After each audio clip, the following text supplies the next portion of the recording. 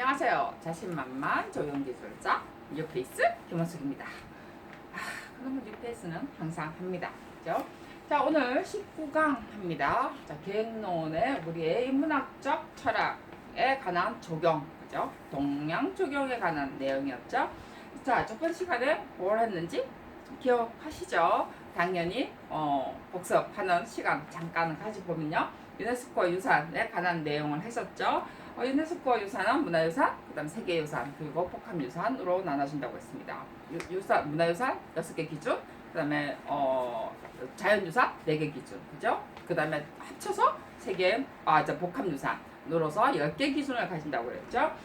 그 다음에 더 중요한 것은 우리나라의 유산의 등록을 몇 개 했는가. 몇 개까지는 12개는 기준이죠. 12개는 했는데 어떤 게 있는가라는 것을 한번 보면서 비교를 하시라고 했죠. 그냥 뭐 외우려고 하면 힘들어요. 그래서 저도 잠깐 적어놨습니다. 그래서 석굴불굴하고 합천해인사 이렇게 제가 이렇게 비교를 해놨죠. 1과 4, 그죠? 그리고 합천해인사하고 합천해인사 불국사의 기준은 4는 같아요. 그죠? 하나, 저 4는 같고 하나는 이게 3가요? 4, 이게 5죠. 5, 6이죠. 합천해인사. 이 기록문화가 하나 있죠. 그 다음에 종묘 같은 경우하고 조선왕릉 한번 비교를 해보면 조선왕릉에 하나 3이 더 있습니다. 그죠? 그 다음에 창덕궁과 수원화성, 남한산성 중에서도 남한산성 같은 경우는 4가 하나 더 있어요. 기술 전수라는 어떤 기술의 개념이 하나 더 들어갔죠. 창덕궁 같은 경우도 기술의 개념이 하나 더 들어갔습니다. 자, 수원 같은 경우도 기술도 사실 있다라고 생각을 했는데 조금 그냥 성의 어떤 고성 같은 느낌이 드나요? 그거는 기술 전수는 아닌 것 같죠. 그래서 남한산성 같은 경우는 영화에도 전 영화는 안 봤어요. 근데 영화에 안 봐도 사실 내용을 우리가 여기 적혀 있는 내용만 봐도요. 우리가 그 당시에 어떤 역사성이 진짜 눈에 보일 정도로 실제로 터만 남아 있죠, 그죠? 터만 남아 있고, 그 다음에 하포 장소라든지, 그리고 일본에서 들어온, 그 다음에 중국에서 들어온 이런 화약이라든지 이런 부분들의 어떤 부분이 우리나라에 맞도록 다시 제조된 어떤 이 뭐라고 하죠, 하포의 어떤 그러니까 공해성은 아니고 기술이 돋보이는 어떤 부분이 있다고 그래요. 그리고 그 당시에 살았던 사람들이 그 당시에 우리가 전쟁에 참여를 대체를 하는 사람이 이 선임들이었다고 그러죠. 계속 전수돼서 아직도 지키고 계신다고 합니다. 그래서 그게 우리가 사회의 어떤 기준 보존이라든지 기술 전수의 부분들이 사회의 의미가 가지고 있지 않나 라는 생각이 들고요. 그 다음에 유적지구 하면서 여러분이 한번 보시라고 그랬죠. 그래서 제가 이제 뭐 다 설명은 하면 너무 많으니까 여러분들이 이런 부분들을 제가 비교를 하면서 여러분이 공부를 하라고 제가 이야기를 했습니다. 자, 오늘은요 경국대전에 관한 내용이었습니다. 자, 경국대전 하면서 제가 연결시키는 것이 종묘하고 조선왕릉에 관한 내용하고 같이 볼 건데요. 우리가 묘라는 개념, 실제로 우리나라의 전통묘라는 것은 어떤 묘계의 개념이 사실은 없다라는 거죠. 근데 물론 우리는 어떤 왕의 묘도 있지만 신라시대 묘를 가보면 봉분만 있죠. 그죠? 그래서 어찌 보면 좀 보존이 안 되는 경향도 없지 않아 있고, 그 이후에 어떻게 담을 쌓는다든지 이런 건 보존을 위해서 쌓지만, 실제로 우리나라는 어떤 봉분의 개념이 들어가 있고, 상석 정도는 마련되어 있지만, 그 외에는 하지 않습니다. 치장을 하지 않는다는 거죠. 근데 어느 시대부터인가 막 치장을 하기 시작을 했어요. 근데 그게 이제 어디서부터 나오는가 한번 여러분이 내용들을 보시면 우리나라의 개념과 그 다음에 중국의 어떤 묘의 개념을 차이점을 아시게 될 거라고 저는 생각을 하고요. 우리 것을 좀 아시면 이게 우리 거다 아니다를 좀 확실히 이해를 하면서 따라하는 것과 모르는 상황에서 그냥 따라하는 것과는 차이점이 있겠죠. 자, 경국대전이라는 것이 여러분이 지금 빠르게 스캔하기라고 나와 있는데요. 우리나라 최초의 성문 법전이라고 해요. 그래서 뭐 통치 근간이 된다 어쩌고 저쩌고 했고요. 그 다음에 2호의 예병 이래가지고 공예병이죠. 2호의 형공병 이래가지고 6개의 어떤 법전으로 6전이라고 그러는 거죠. 그런 것 보고 체계로 나누어져 있습니다. 자, 여기에서 묘라는 개념은요 어디서 나오냐면 예전에서 나옵니다. 자, 예는요 제례, 그죠? 여기에 보면 나와 있죠. 가금 및 교육제도, 그 다음에 제례, 뭐 상복, 헌령 규정을 해놓은 것이 예전입니다. 자, 그 다음에 또 우리가 공전, 맨 마지막에 공전이 나오는데요. 도로하고 교통, 건축, 도량, 규정 이런 부분들은 우리가 공전이고요. 여러분 알다시피 나머지는 뭐 그렇다 치고 일단 묘라는 것이 예전 제례의 어떠한 상복이나 현행 규정 이런 것에 대해서 나오는데, 자, 이게 왜 나왔을까요, 여러분? 아무래도 신분의 차를 위해서 뒀겠죠, 그죠? 자, 묘를 왜 신분의 차를 뒀느냐 하면 물론 더 낮은 사람들은 실제로 아무데나 갖다 내버렸죠, 그죠? 우리 과거 때는 우리가 묘라는 개념이 별로 없었죠. 둘둘둘 말아서 TV에 보면 알다시피. 그래서 가만히 둘둘둘 싸가지고 말아서 그냥 버렸습니다. 너무 비참하다, 그죠? 그러고 보니까. 근데 뭐 굳이 묘라는 개념이 저는 뭐 꼭 있어야 된다라는 생각은 없어요, 실제로. 땅덩어리 좁은데 외국도 그 땅덩어리 넓은 미국도 그렇다고 그러잖아요. 요즘 뭐 이놈 묘 때문에 땅에 그 문제가 생긴다고 할 정도로. 자, 그래서 묘라는 게 그 밑에 묘계라는 게 나와 있습니다. 예전에서 나오는데, 자, 의미가 나와 있죠. 자, 신분이나 품계에 따라서 정해진 무덤이라 했어. 무덤을 구역, 무덤의 구역으로서 무덤 주위를 합쳐서 말한다 라고 했어요. 묘라는 개념이 의미가 신분이나 품계에 따라서 정해진 무덤. 자, 신분이나 품계라고 했을 때 품계는 양미연 품계라는 개념은 안 쓰겠죠, 그죠? 상민도 마찬가지고요. 그러면 정일품, 정의품 이런 단어들을 쓰는 것이 품계겠죠. 뭐 아무래도 그렇지 않을까요? 우리가 태어났다면 그 당시는 도대체 어떤 풍계를 받을 수 있었을까? 우리 이 시대에 태어난 것을 행복으로 생각을 합시다. 그래서 한자를 보면요, 우리가 묘역, 뭐 영지, 영역, 그 다음에 영전, 영묘라고 지금 할 수 있습니다. 자, 이거는요 경국대전에 나와 있는 건 아니고요. 제가 찾아봤어요. 그래서 묘계라는 의미로 제가 도대체 뭔가 해서 이렇게 찾아보니까 묘역이라는 단어 이렇게 여러 가지로 씁니다.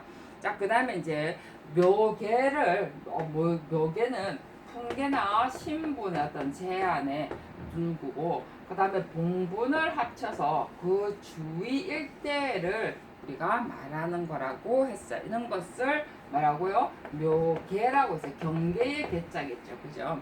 그래서 묘계라고 이야기를 하는데, 자, 여기에는 왜 풍계와 신분을 줬는데, 자, 왕도 풍계죠, 그죠?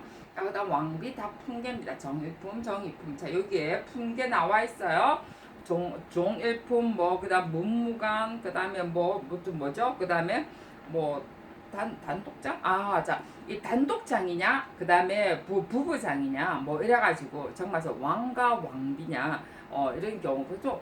왕인데 왕비가 없는 경우는 없겠지만, 왕인데 혼자 주는 경우도 없잖아, 있죠, 실제로. 그죠? 단종 같은 경우, 이런 경우는 어릴 때 주거든요. 그래서 단독장이겠죠, 그런 경우는. 그래서 이제 주로 이제는 왕의 신분에 관한 내용들, 뭐 연산군 같은 경우도. 근데 연산군은 사실 묘에서 빠졌어요, 실제로. 그래서 여기에서 이제 문무관, 그 다음에 뭐 종친, 왕의 종친들, 뭐 이런 계통의 어떤 풍계를 말하는 거겠죠. 그래서 여기에 보면요, 일단 우리는 안 들어갑니다. 솔직히. 그래서 크기 제한이 있습니다. 크기 제한이 있고요. 여러분 진짜 잘 아는 것처럼 거리 제한이 있고요. 그 다음에 면적 제한이 있습니다. 자, 우리가 뭐 크기 제한, 면적 제한 이런 것까지 다 뭐 일단 그렇다 치고요. 자, 거리 제한은 필요하겠죠. 거리 제한은 요 밑에도 쭉 나와 있는데 한번 여러분 읽어보시고 여기에서 보면 민가에서 뭐라고 했나요? 100보 이내 그리고 서울 주위 100리 안에는 매장을 못하도록 되어 있다는 거죠. 자, 리라는 개념이요. 1, 2가요. 약 4km라고 제가 환산을 해보니까 그렇더라고요. 그러면 우리가 10리 안에 매장을 못한다라고 하는 것은 40km 안에 매장을 못한다는 소리죠. 그래서 우리가 왕릉의 어떤 여러분이 문화재청에 들어가서 왕릉의 위치를 보면요. 실제로 도심 안에 있는 왕릉의 어떤 왕릉은 별로 없죠. 그죠?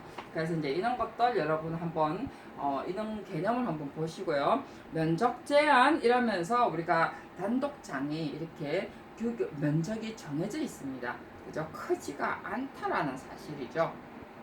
그 다음에 이제 구성 형태를 한번 볼까요? 구성 형태를 보면요. 우리나라와 중국의 차이가 확실히 있습니다.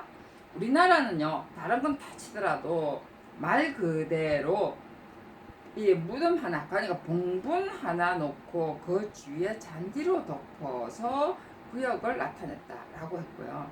자, 우리가 지금 알고 있는 묘문, 묘도라고 하는 거. 정말에서 조금 더 지울게요. 그래서 우리가 크기 제한, 면적 제한 뭐 이런 거는 일단 잊어버리시더라도요. 지금 잘 안 지워지. 이게 보면 우리가 알고 있는 묘 보면은 문화재청에 들어가도 그렇게 나와 있어요. 이렇게 보면 봉분이 있고요. 앞에 이 단이 있죠, 그죠? 저도 뭐 이거 다 외웠는데 잘 이제 모르겠어요. 그 주위에 이렇게 담이 이렇게 놓여 있어요.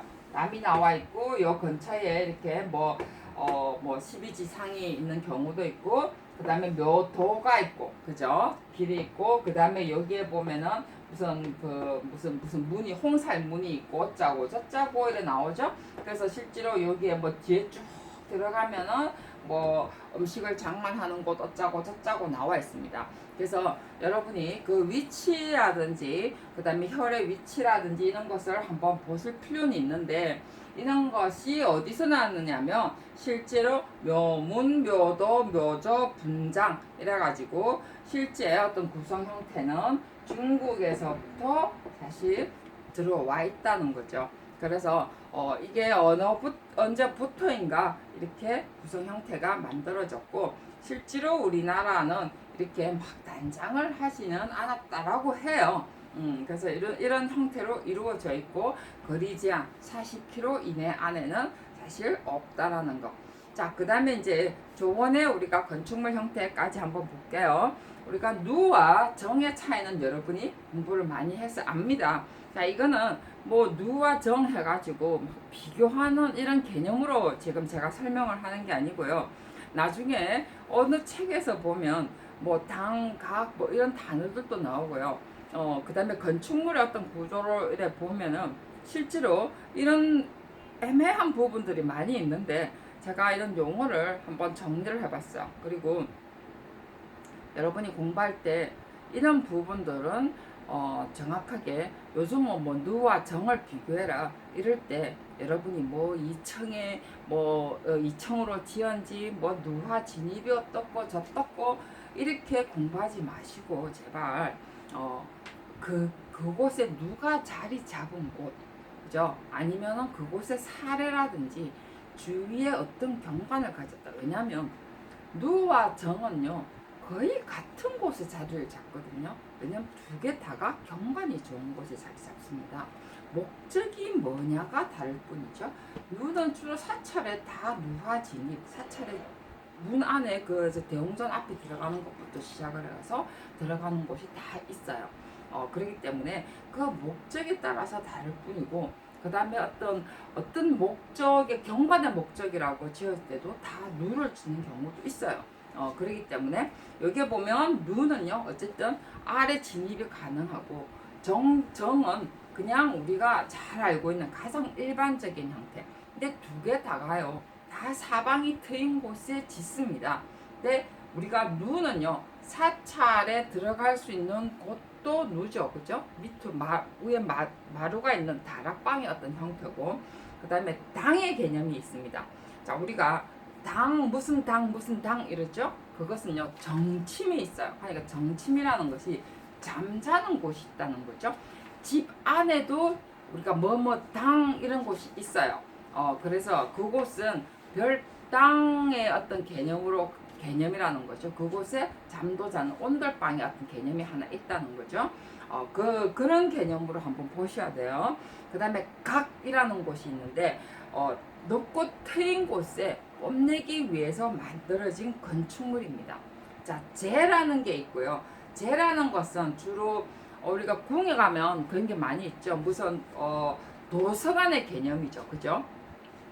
그 다음에 또 사라는 게 있는데요. 다 우리나라는요 이런 형태들은 다 경관이 좋은 것에 있습니다, 그죠? 자, 사라는 것은 주로 충신이나 어떤 사당의 개념, 그죠? 충신의 어떠한 열의를 모시기 위한 어떤 곳이 사라는 개념이고요. 그 다음에 전이 있어요. 전은 왕과 왕비를 모시는 곳이에요. 거처하는 곳, 그죠? 그래서 신을 모시는 건축물도 있습니다. 그러니까 대웅전 이런 것은 우리가 신이라 하니까 부처님을 모시는 건축물이죠, 그죠? 그래서 왕비가 머무는 곳도 전이고요. 그러니까 그 건축물의 최고의 건축물이라는 거죠. 비록 작아도 가장 위계가 제일 높은 곳이 전입니다. 자, 낭은 해랑이죠, 그죠? 그 다음에 음이라는 곳은 음자가 원래 바이음자예요. 그래서 가옥의 형태를 가지고 있지 않는 어떤 반건축물의 형태, 움막 같은 형태를 음이라고 합니다. 자, 그래서 우리가 조원의 건축물의 어떤 단어의 용어를 한번 제가 정의를 해봤고요. 다음 시간에는 우리가 임원 16지 하고요. 그 다음에 임원 16지 하고 갑자기 종묘왕릉은 제가 앞에 여러분이 기존을 한번 보시면 되고, 임원 16지도 제가 빠르게 스캔하기를 아마 지금 차례가 잘못된 것 같아요, 보니까. 그래서 임원 16지에 관한 내용을 한번 볼 건데요. 빠르게 스캔하기 개념으로. 그래서 임원 16지 안에 우리 실제로 그 연못 만드는 방법하고, 그 다음에 그 안에 나무 재배하는 방법이 어디에 나오는가에 관한 내용을 한번 살펴보고 그 다음에 내용으로 넘어가도록 하겠습니다. 수고 많이 하셨습니다.